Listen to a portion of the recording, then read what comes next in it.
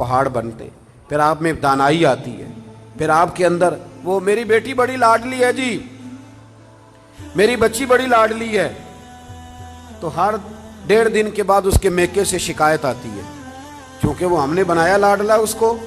हजरत फातिमा ज़हरा कहती है शुरू से ही इतना भी को लाडला रख सकता है जितना मेरे महबूब ने अपनी बेटी को लाडला रखा, इतना भी को लाडला रख। सीरत निगार कहते हैं जितनी दफा सैयदा फातिमा हुजूर के हुजरा मुबारका में आती थी, अल्लाह के रसूल खड़े होकर इस्तकबाल फरमाते, हुजूर उनका माथा चूमते, हाथ पे बोसा देते, अपनी जगह पे बिठाते।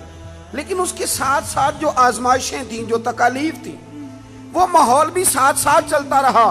मेरे दोस्तों इस बात को समझना, एक दिन गली से गुजर रही थी, अबू जहल ने नबी करीम अलैहिस्सलाम के बारे में माज़अल्लाह सुम्मा माज़अल्लाह नकल कुफर ना बाशत कोई बात कर दी, तो बेटी तो मेरी आपकी भी हो तो वो भी बर्दाश्त नहीं करती।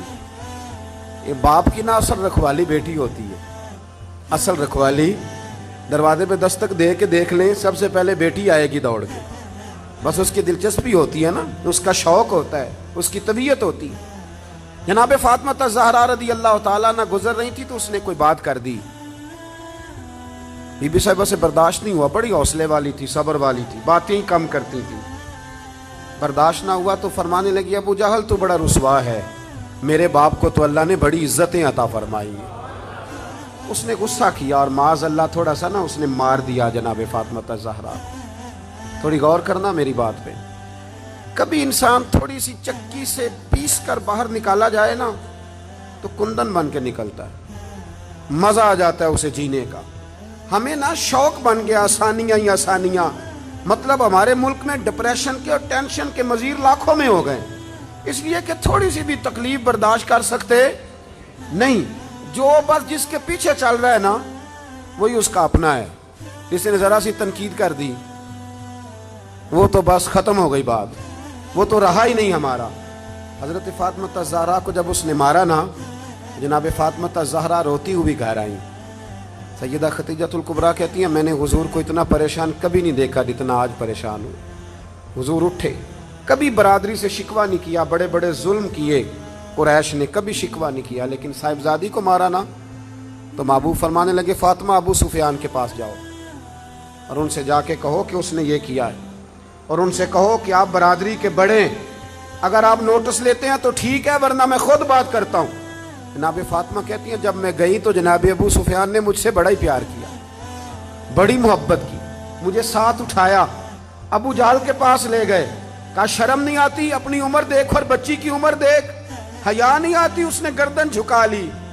तो फरमाने लगे मारो बेटे इसके मुंह पे थप्पड़।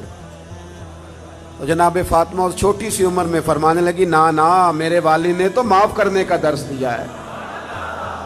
ये जो लोग बदला लेते हैं ना, बदला लेते हैं, ये बदला लेके बेचैन रहते हैं। अगर मजा लेना है ना किसी चीज का फिर माफ करके देखो, बदला लेके तो बेसुकूनी होती है, माफ करके ना, माफ करके दिल दरिया समुद्रों डूंगे कौन दिला दिया जाने, आप सह के देखें कभी। जो ये मजा है ना माफ करने का, बदला लेने का थोड़े। जनाब फातिमा ज़हरा रज़ी अल्लाह ताला ना फरमाने लगी अब्बा ने माफ करने का हुक्म दिया है। अबू सुफियान ने हाथ उठाया और पकड़ के ना बीबी साहिबा का हाथ, सैयदा पाक का हाथ पकड़ के तो 2-3 दफा मारा अबू जहल के। फरमाती हैं जब मारा तो मैं हंसने लगी और मैं बड़ी राजी होके वापस आई। जब वापस लौटी ना, दरवाजे से दाखिल हुई, क्या मंजर है, ये भी क्या अनोखी मोहब्बत है, कहाँ से तारीख ढूंढेगी, ये भी एक जज्बा है, ये भी एक कैफ है।